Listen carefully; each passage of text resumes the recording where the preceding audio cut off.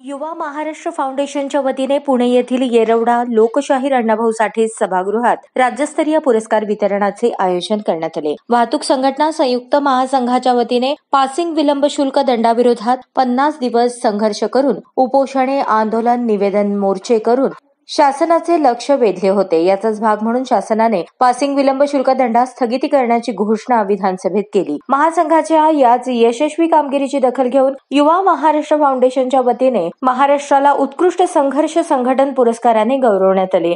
जय हिंद। आज पुणे येथील युवा महाराष्ट्र फाउंडेशन तर्फे वाहतूक संघटना संयुक्त महासंघाला महाराष्ट्र गौरव संघटना पुरस्कार प्रदान करण्यात आलेला आहे।